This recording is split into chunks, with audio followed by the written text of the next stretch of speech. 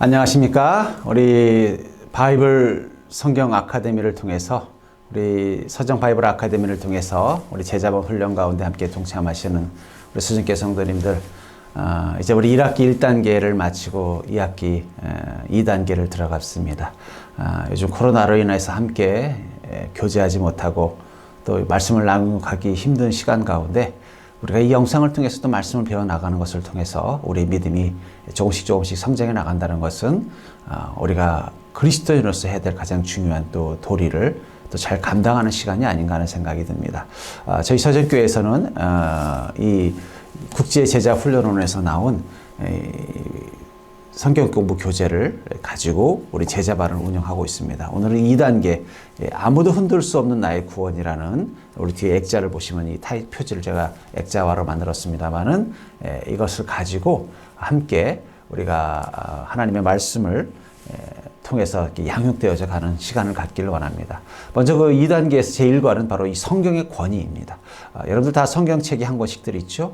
그리고 우리가 하나님의 말씀인 성경이 교회에서 가장 또 그리스도인에게 가장 중요한 또 하나의 또 교본과 같은 역할을 하고 있는데, 이 성경은 이 세상에서 가장 권위 있는 책일 수밖에 없습니다. 왜냐하면 이 성경은 하나님의 말씀을 기록한 것이기 때문이죠. 또한 이 성경 속에는 이 살아계신 하나님이 직접 말씀하고 계심을 우리는 이 성경을 통해서 많이 경험하기 때문에 우리는 더욱더 이 성경의 권위를 인정할 수밖에 없는 것입니다. 그래서 히브리서 1장 1절부터 2절에 보면은 옛적의 선지자들을 통하여 여러 부분과 여러 모양으로 우리 조상들에게 말씀하신 하나님이 이 모든 날 마지막에는 아들을 통하여 우리에게 말씀하셨으니 이 아들을 만유의 상속자로 세우시고 또 그로 말미암아 모든 세계를 지으셨느니라 라고 말하면서 선지자들을 통해서 여러 부분과 여러 모양으로 우리 조상들에게 말씀하신 하나님과 이 모든 마지막 날에는 아들을 통하여 우리에게 말씀하시는 하나님에 대해서 이야기하고 있죠. 여기 이 옛적 구약시대, 옛적은 구약시대를 뜻하는 것입니다. 누가 우리 조상에게 말씀하셨다라고 히브리서 1장 1절부터 2절에서는 이야기하고 있습니까? 하나님이 말씀하셨다라고 말하고 있죠. 우리 조상들에게 말씀하신 하나님이라는 표현을 통해서 결국은 구약시대 때 우리 믿음의 선배들에게 말씀하신 이는 하나님이시라는 거죠. 이 옛적은 바로 예수님 이전의 구약시대를 뜻하는 것이고, 이때 기록된 말씀은 바로 우리가 알고 있는 구약 성경입니다. 근데 그때 하나님의 말씀은 선지자, 구약 성경에 보면 선지자들이 기록했다라고 표현되어져 있습니다만은 선지자의 말이 아니라 하나님의 말씀이 구약 성경에 담겨져 있다라는 거죠. 그리고 마지막 날, 신약시대죠. 누가 우리에게 말씀하셨다라고 말하고 있습니까?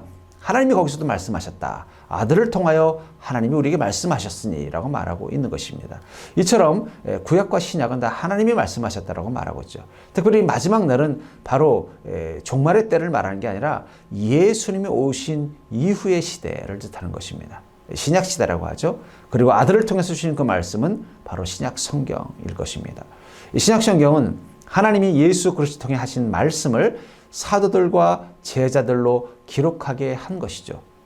구약 성경이 선지자를 통해서 기록하게 했다면 신약 성경은요, 아들을 통해 하신 말씀을 사도들과 제자들로 기록하게 했다는 게 특징입니다. 그렇다면은 이 구약 시대에는 하나님은 어떤 식으로 말씀하셨을까요? 한번 그 예를 한번 들어본다면은 창세기 18장 1절부터 3절에 보면은 모세에게 하나님 나타나신 장면을 이렇게 말하고 있죠. 여호와께서 마므레 상수리 나무들이 있는 곳에서 아브라함에게 나타나시니라. 날이 뜨거울 때에 그가 장막문에 앉아 있다가 눈을 들어 본즉 사람 셋이 맞은편에 서 있는지라. 그가 그들을 보자 곧 장막문에 달려나가 영접하며 문을 땅에 굽혀 이르되 내 주여 내가 주께 은혜를 입어 싸우면 원하건대 종을 떠나 지나가지 마시옵고 라고 보면서 맞은편 세 사람, 아마 이 천사 셋을 아브라함은 발견한 것 같습니다. 그들에게 달려가서 주여라고 말하고 있죠. 다시 말해서 하나님은 천사의 모습으로 또 변장하셔서 오셨다는 것입니다. 이처럼 구약 속에서는 다양하게 자신을 드러내셔서 하나님이 나타나십니다. 꿈을 통해서 혹은 환상을 통해서, 천사들을 통해서, 음성과 불과 구름과 연기를 통해서 하나님은 자신의 모습을 드러내시죠. 그래서 여러 부분이라는 말은 시대마다 또 여러 모양이라는 것은 다양한 방법, 히브리서 1장에 나와 있는 것처럼 여러 부분, 여러 모양이라는 것은 각 시대마다 다양한 방법으로 하나님께서 나타나셨다는 것을 뜻하는 것일 것입니다. 그런데 신약에서는요, 오직 하나님의 아들 그리스도를 통해서만 하나님께서 나타나십니다. 그래서 신약에는 하나님의 아들 예수 그리스도께서 친히 세상에 오셔서 하신 말씀이 기록되어진 것입니다. 선지자들을 보내시던 하나님이 아들을 보내셨다는 것은 일종의 최후 통첩이라고 할 수 있겠죠. 왜냐하면 더 이상 보낼 자가 없기 때문입니다. 만약에 이 아들의 말까지 듣지 않는다면 이제는 끝이라는 경고가 바로 예수 그리스도를 이 땅 가운데 보내셔서 하나님의 말씀을 전하게 하신 것이 가지고 있는 의미겠죠. 그러므로 아들의 말은 누구의 말보다 권위가 있을 수밖에 없습니다. 이것을 예수님께서는 이 포도원의 비유로 말씀하신 적이 있는데 마가복음 12장 6절에 보면은 이제 한 사람이 남았으니 곧 그가 사랑하는 아들이라 최후로 이를 보내며 이르되 내 아들은 존대하리라 하였더니라고 말하면서 이 포도원, 주인이 있는 포도원에 대신 주인을 대신해서 그 포도원을 소작하는 농부들에게 주인의 뜻을 전하기 위해서 처음에는 종들을 보냅니다. 하지만 농부들은 그 종들을 때려서 쫓아내버리죠. 그러니까 주인의 말을 듣지 않는 것입니다. 마지막으로 아들을 보내면서 뭐라고 생각했냐면 내가 사랑하는 아들이라 최후로 이를 보내면 내 아들은 존대하겠지라고 생각한 것처럼 하나님께서는 예수 그리스도를 이 땅 가운데 있는 사람들에게 보내셨다라는 것이죠. 예수님이 선지자들을 종에 비유하시고 자신을 아들에 비유하신 이유는 그것이 바로 신약과 구약의 관계를 뜻하고 있기 때문입니다.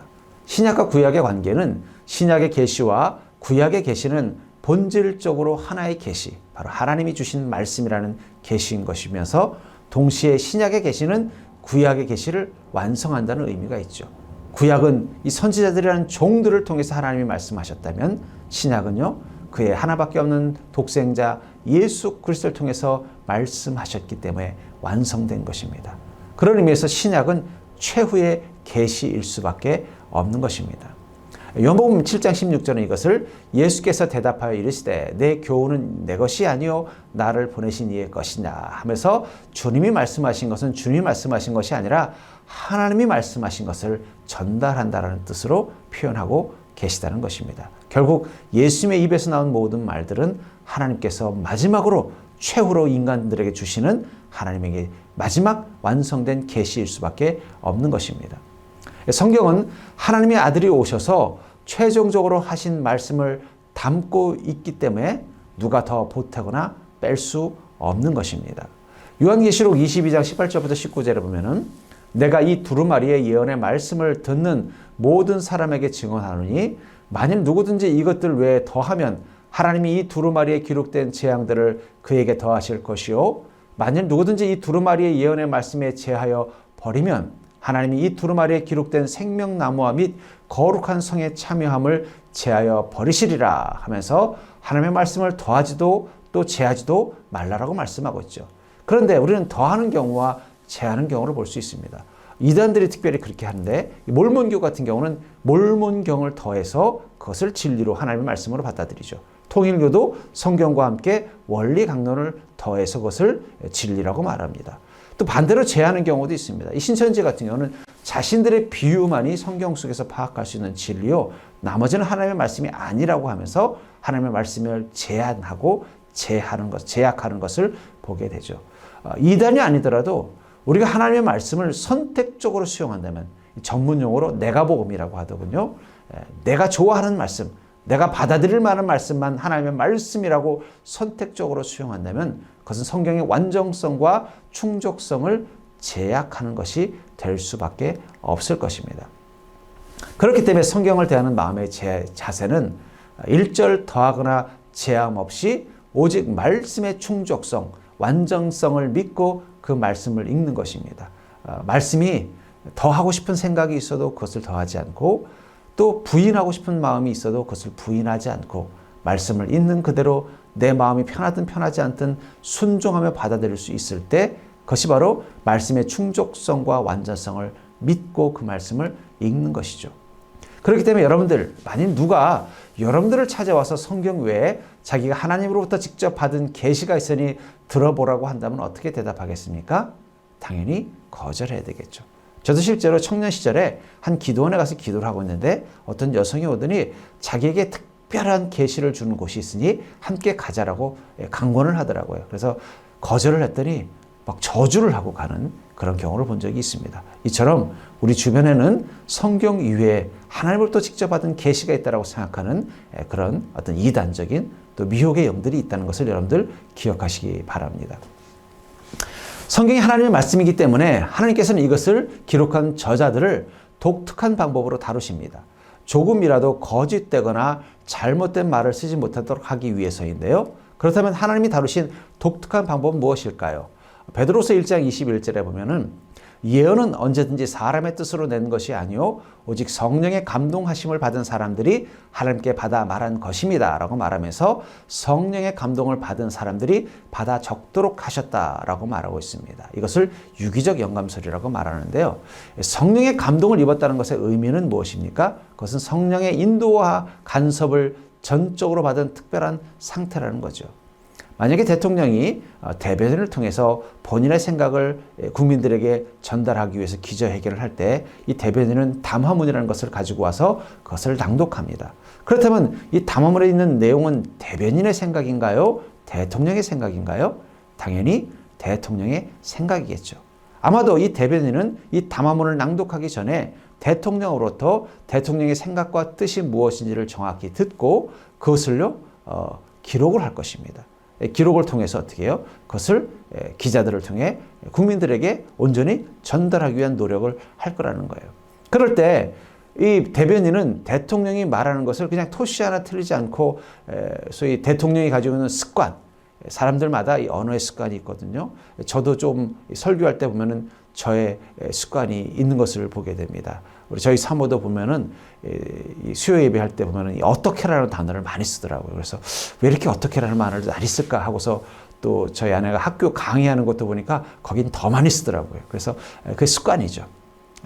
이런 것처럼 그런 것까지 그냥 토시 하나 틀리지 않고 받아 적는 그게 아니라 유기적 영감설, 성령의 감동을 받았다는 것은 인간적인 요소를 부정하는 것이 아니라 성령님이 각 사람의 환경과 경험, 성격, 교육 등의 조건들을 최대한 활용하셨다는 의미죠. 아마 이 대변인을 세운 이유는 무엇입니까? 이 대통령은 어쩌면 법률적인 용어라든지 혹은 정치적인 용어 또 어떤 표현하는 방식에 있어서 뭐 어떤 사투리라든지 뭐 이런 것들을 쓸 수도 있기 때문에 모든 국민들에게 다 수용될 만한 정확한 어떤 어법을 못할 수도 있겠죠.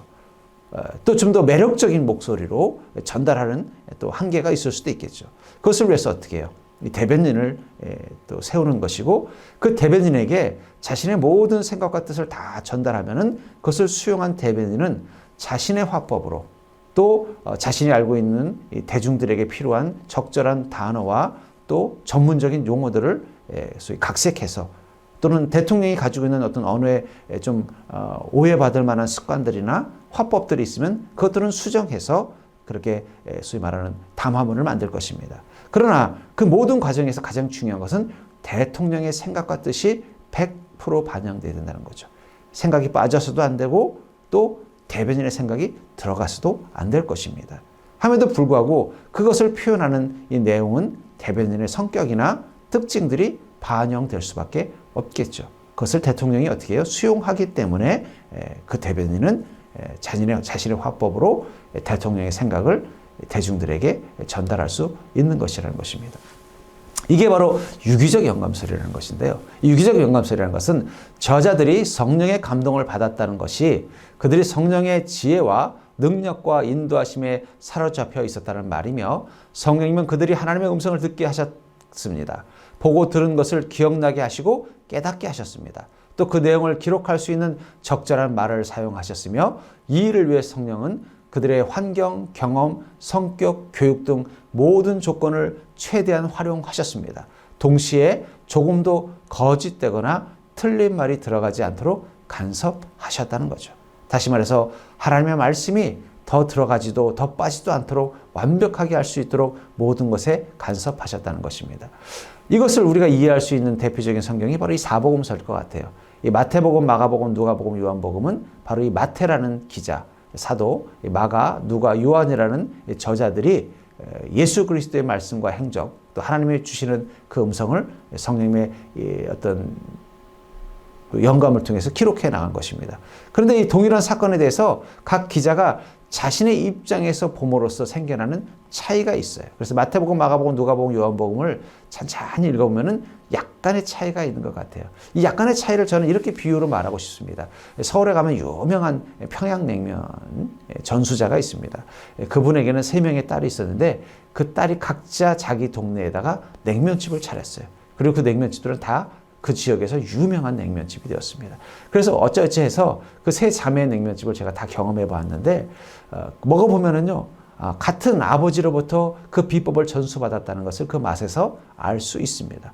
그럼에도 불구하고 그 3자매의 냉면집은 뭔가 서로 약간의 차이가 있어요. 뭐 고명의 차이가 있을 수도 있고 또 어떤 반찬의 차이가 있을 수도 있고 때로는 뭐 그릇을 어디는 좀 더 좀 유기 그릇을 쓰는 데도 있고 또 어디는 좀 다른 종류의 그릇을 쓰는 그런 것도 있고요.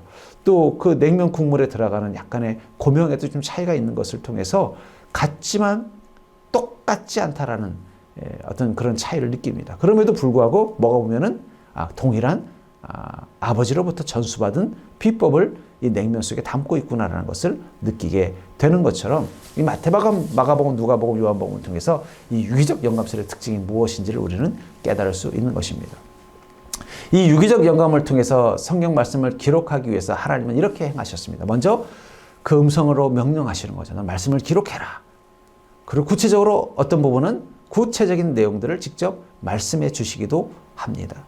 그것이 바로 하나님의 기획입니다. 그 다음에 맡기는 것이 아니라 감동을 따라 기록하십니다. 구체적으로 내용들에 대해서 구체적으로 점검하고 확인하고 합니다. 그리고 어느 정도 완성이 되면 마지막으로 성령님이 최종 감수를 하고 이렇게 내보내면 되겠다 했을 때 비로소 교회가 다시 한번 성령님의 조명을 통해서 그 말씀을 통해 감동을 받는지를 평가하는 거죠.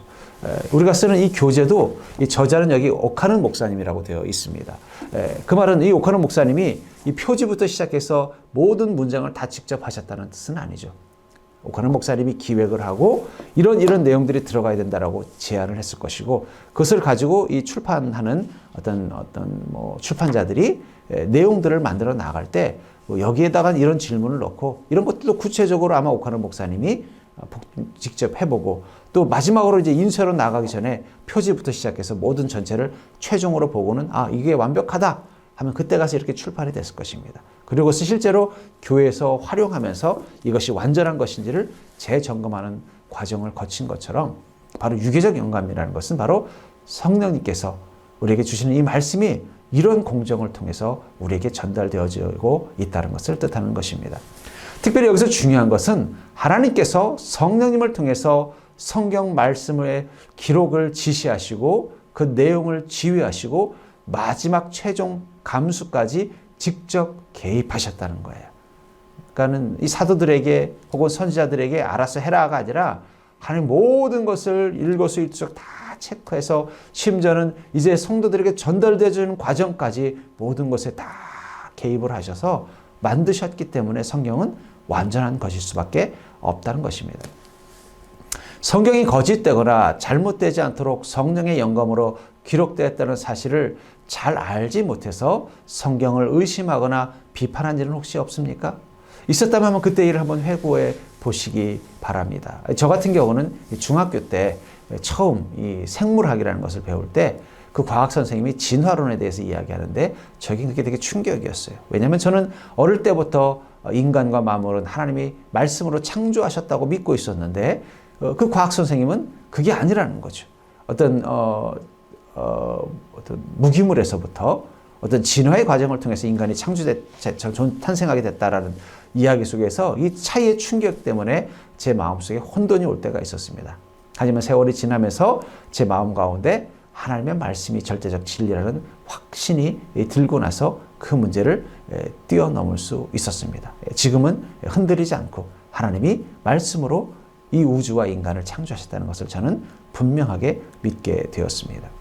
이것을 굳이 또 예화로 든다면 제가 한 20년 전에 2000년 초반 또 1900년 말에 읽은 책 중에 이 제레미 리프킨이라는 사람이 쓴 책들이 있습니다. 이 노동의 종말과 이 소유의 종말이라는 책이 있는데 이 노동의 종말은 이 정보화 사회가 되면은 그 책 속에서 보면은 실업자들이 증가할 것이다 또 소유의 종말을 보면은 앞으로는 이 공유 경제가 돼서 차도 살 필요가 없고 소위 말하는 쉐어를 하면 되고 사무실도 같이 쉐어해서 쓰는 그런 시대가 올 것이다 하는 그런 내용을 봤을 때 솔직히 그때 처음 읽을 때는 그 말이 믿어지지 않았습니다. 왜냐하면 그때만 해도 여전히 모든 세상은 사람들의 손에 의해서 움직여졌기 때문에 뭐 아무리 정보화 세계에 컴퓨터가 일어난다고 그렇게 실업자가 증가될까 하는 생각이 들었고요. 또 그리고 어떻게 차를 택시도 아니고 공유해서 쓸 수 있을까? 어떻게 사무실을 성격이 전혀 다른 조직들이 함께 나눠 쓸 수 있을까 하는 의문을 가졌습니다. 근데 지금 2020년이 지난 지금은 그것이 믿어지기 시작하는 거예요. 왜냐하면 이제서야 비로소 그 사회의 변화가 눈에 띄게 되는 거죠. 마찬가지입니다. 우리가 성경에 대해서 비판하고 의심하는 이유는 어쩌면 성경 자체가 아니라 우리의 한계로부터 기인을 가질 수 있다는 거예요. 우리는 미래를 알지 못합니다. 우리는 현실도 현재도 모두 다 알 수 있는 건 아니에요. 우리가 아는 과거는 우리에게 자료를 주고 정보를 주는 역사를 근거로만 이해할 수 있는 것입니다. 그런 우리 인식의 한계가 성경의 모든 것을 다 이해하고 수용하기에는 우리가 부족한 것입니다. 근데 그것을 인정하지 못하고 성경의 오류로 자꾸 생각하고 있는 것일 수 있다는 거예요. 특별히 성경은 아직 오지 않은 미래 때에도 진리인 말씀이라는 사실을 여러분들 기억하시기 바랍니다. 우리에게만 진리가 아니라 1000년, 2000년 후에 그리스도인들에게도 진리인 말씀이고 그들의 시대에 적절하게 필요한 말씀을 성경은 미리 이 기록 가운데 준비하고 있다면 당연히 우리는 이해될 수 없는 부분이 있을 것입니다. 무엇보다도 성령님의 감동으로 기록된 성경은 성령님의 조명을 받아 읽어야만 비로소 깨닫고 믿을 수 있는 것입니다. 고린도전서 2장 14절에 보면 육에 속한 사람은 하나님의 성령의 일들을 받지 아니하나니 이런 그것들이 그에게는 어리석게 보이며 또 그는 그것들을 알 수도 없나니 그러한 일은 영적으로 분별되기 때문입니다. 또한 무엇보다도 우리가 가지고 있는 가장 큰 약점은 우리가 타락한 죄인이라는 것입니다. 그렇기 때문에 완전한 하나님의 말씀인 성경을 완전하게 이해하려면 성령님께서 그것을 잘 볼 수 있도록 우리 마음의 렌즈가 되어 주셔야만 우리는 비로소 하나님의 말씀을 온전히 읽고 깨달을 수 있는 것입니다. 그것을 바로 성령님의 조명이라고 말합니다. 그러니까 성령님의 조명이라는 것은 성령님의 감동으로 기록된 성경이 성령님의 인도를 받아야만 그 뜻을 깨달을 수 있기에 이것을 성경의 기록에 대한 성령의 사역인 감동과 구별하여 조명이라고 말합니다. 다시 말해서 선지자들과 사도들은 성령님의 감동을 가지고 성경을 기록했다면 그 성경을 읽는 우리들은 성령님의 조명을 통해서 이 말씀을 읽어야 한다는 것입니다. 그래야만 그 말씀을 완전히 이해할 수 있겠죠. 여러분들이 어떤 저자의 책을 한 권 읽고 있다고 생각해 보세요. 근데 그 책의 내용이 잘 이해되지 않는 부분이 있어요. 아무리 읽고 또 읽어도 이해되지 않는 부분이 있을 때 그것을 이해하기 좋은 가장 정확하고 쉬운 방법은 뭘까요? 그것은 그 책을 쓴 저자에게 전화를 해서 물어보는 것일 것입니다.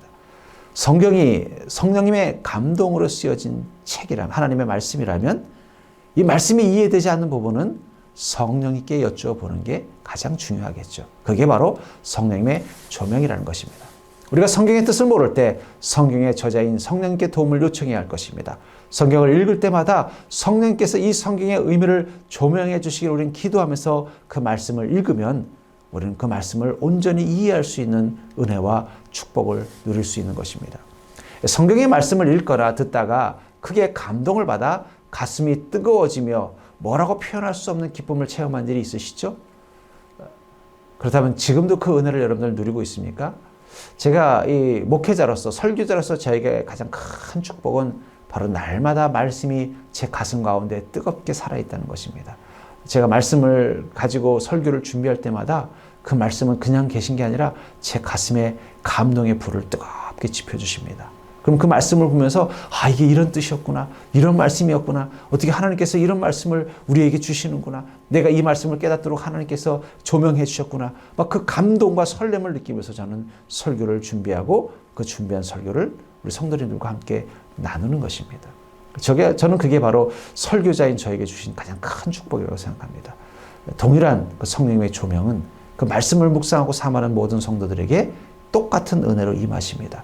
그렇다면 지금도 여러분들에게 그 은혜가 있으신지요? 만일 성경을 읽다가 이해되지 않는 말이 나온다면 여러분은 어떻게 하시겠어요? 먼저 성령님은 한꺼번에 모든 것을 깨닫게 해주시지 않는다는 사실을 기억하시기 바랍니다. 그리고 성령님은 그때그때 우리에게 필요한 교훈을 주시는 것이지 모든 것을 한 번에 알고 끝내게 하지 않는다는 거예요. 또 어떤 일들은 아직 때가 이르지 않아서 깨달아야 될 타이밍이 아니기 때문에 성령님께서 가르쳐 주시지 않는 순간도 있다는 것입니다. 그러므로 우리는 인내하면서 필요한 때에 그 의미를 가르쳐 주시도록 주님께 간구하는 믿음을 가지셔야 돼요. 성경을 읽다가 이해되지 않고 수용되지 않는 부분이 있으면 그것을 억지로 이해하려 하지 마시고 아직 이 말씀을 이해할 때가 아니라고 성령님께서 생각하시는가 보다 라고 하는 성령님의 판단에 대한 믿음을 가지고 주님께서 그 말씀을 이해시킬 때까지 기도하면서 기다리는 것. 저는 그게 바로 믿음이라고 생각합니다. 예수님은 어떻습니까? 이 성경의 권위에 대해서 예수님마저, 하나님의 아들이신 예수님마저도 성경의 권위를 절대적으로 생각하셨던 것 같습니다. 예수님만큼 성경의 권위를 높이 받들고 철저히 말씀 앞에 순종한 분은 없었던 것 같아요. 마태복음 26장 53절부터 54절에 보면은 유대인들에 의해서 끌려가던 예수님께서 그것을 막는 제자들을 향해 이렇게 말씀하시는 것이 봅니다. 너는 내가 내 아버지께 구하여 지금 12군단 더 되는 천사를 보내시게 할 수 없는 줄로 아느냐? 내가 만일 그렇게 하면 이런 일이 있으리라 한 성경이 어떻게 이루어지겠느냐 하시더라.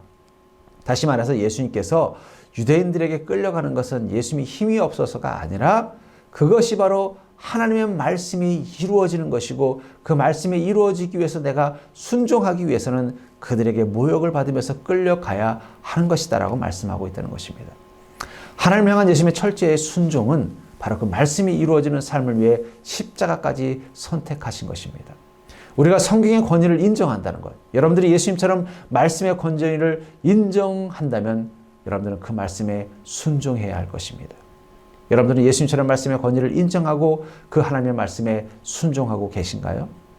자녀가 아버지의 권위를 어느 정도 인정하는가는 아버지의 말씀에 얼마나 순종하는가를 보면 알 수 있겠죠. 우리가 성경을 하나님의 말씀으로 그 권위를 인정한다면 반드시 배운 대로 순종해야 할 것입니다. 여러분 한 주 동안 예수님처럼 말씀대로 살기 위해 특별히 실천해야 할 것이 무엇인지를 한 가지만 한번 고민해 보십시오. 성경을 아는 것보다 성경의 권위에 순종하는 것이 더 중요한 것입니다. 어떻게 이제 성경의 권위, 왜 우리에게 성경이 절대적으로 중요한 것인지를 오늘 함께 나눈 이 말씀을 통해서 깨닫게 되셨는지요. 저희가 이 제자반 2단계를 할 때는 매 과가 끝날 때마다 2개의 성경 구절을 제시할 것입니다. 여러분들이 그것을 기록하셔서 포켓에 넣고 다니시면서 한번 일주일 동안 매일매일 암송을 해보셨으면 좋겠어요. 그 말씀을 마음속에 암송하면 그 말씀이 더욱더 여러분들의 가슴 가운데 깨달아질 수 있도록 성령님께서 강력한 빛으로 조명해 주실 것입니다. 그 말씀이 주는 기쁨과 감동이 더 뜨겁게 느껴질 거예요. 이번 주에는 베드로후서 1장 21절과 여호수아서 1장 8절을 한번 암송해 보셨으면 좋겠습니다. 둘 다 하나님의 말씀이 우리에게 얼마나 소중한 것인가를 깨닫도록 해주는 말씀입니다. 이렇게 우리 일과를 통해서 이 제자반 2단계를 시작한 여러분들 환영합니다. 우리 14과 모든 과정들을 잘 마치시면서 여러분들이 더욱더 그 믿음이 견고하게 성장하는 그런 복된 인생이 되기를 주님의 이름으로 축원합니다. 감사합니다.